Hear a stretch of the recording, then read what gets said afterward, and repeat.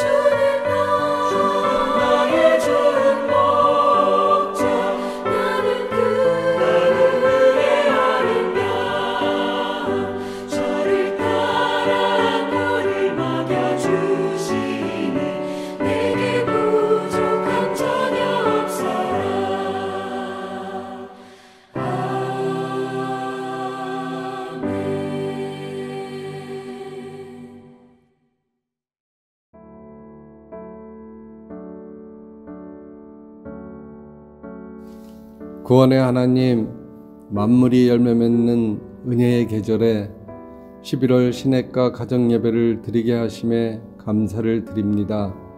이 시간 함께 모여 예배드리는 모든 가정에 성령의 충만한 은혜를 내려 주옵소서.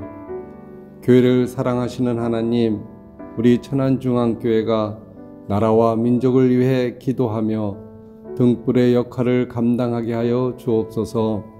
서로 사랑하며 돌보는 교회가 되게 하여 주시고 처음 사랑을 회복하는 교회, 하나님의 뜻을 이루어가는 교회가 되게 하옵소서.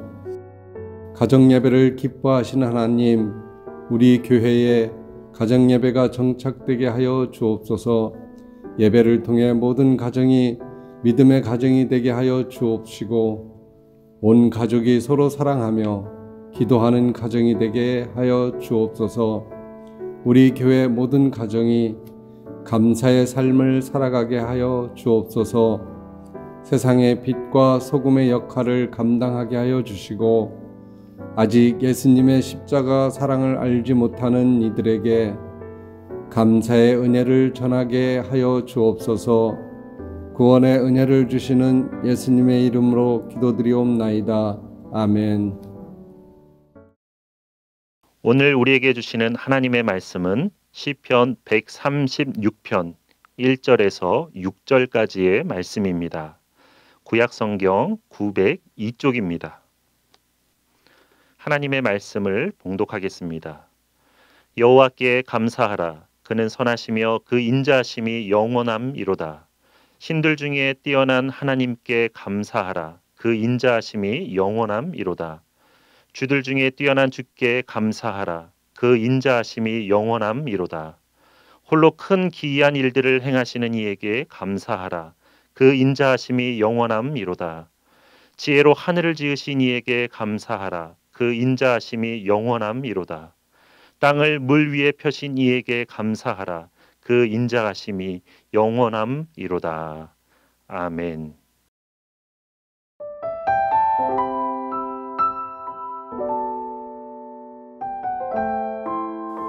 지금은 거의 사용하지 않지만 과거에 사랑받던 통신기가 있습니다.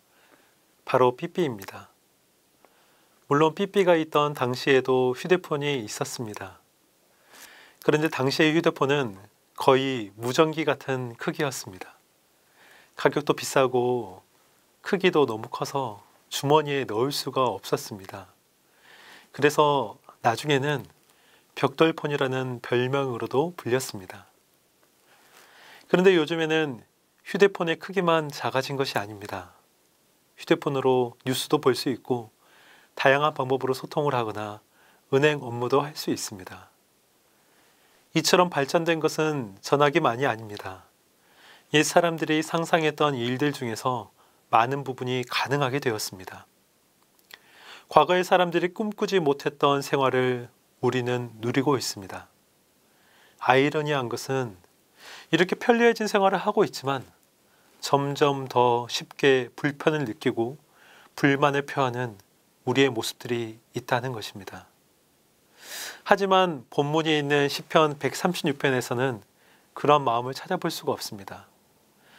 136편의 1절부터 마지막 26절까지 계속해서 감사가 고백되고 있습니다.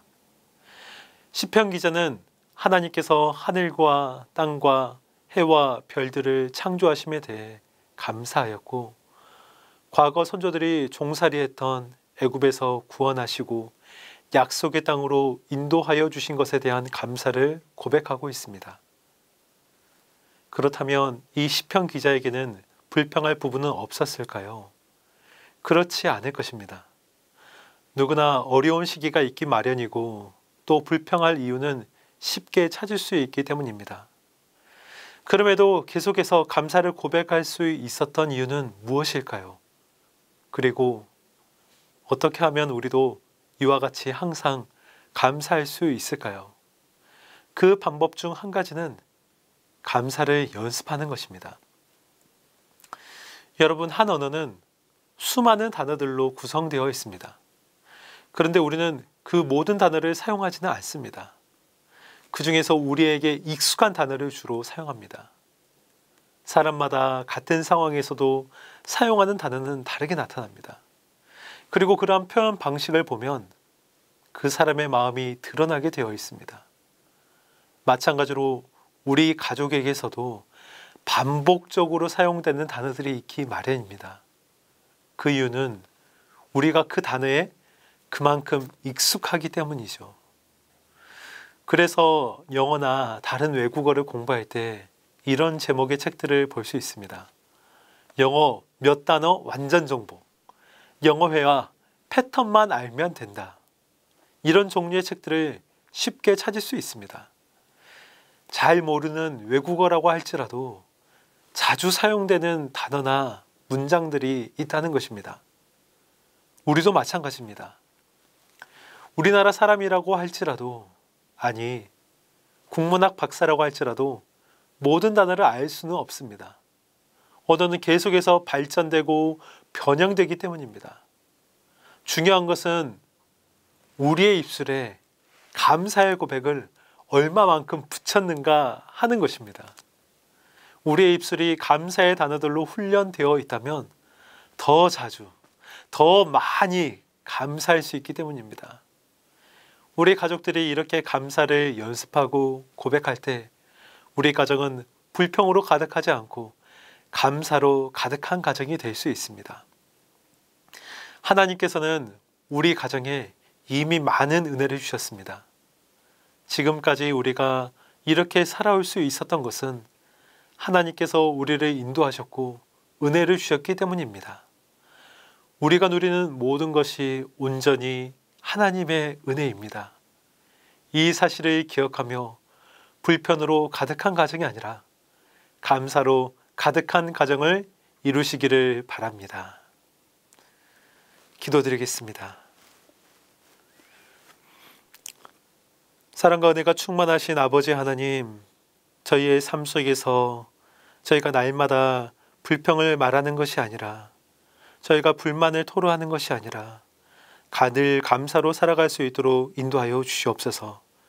우리 가정이 날마다 감사로 충만하게 하시고 이 11월에 더욱더 하나님께 감사하며 한 해간 주셨던 많은 은혜들을 감사하며 고백할 수 있는 우리 가족 모두 되게 하여 주옵소서. 감사드리며 예수님의 이름으로 기도드리옵나이다. 아멘.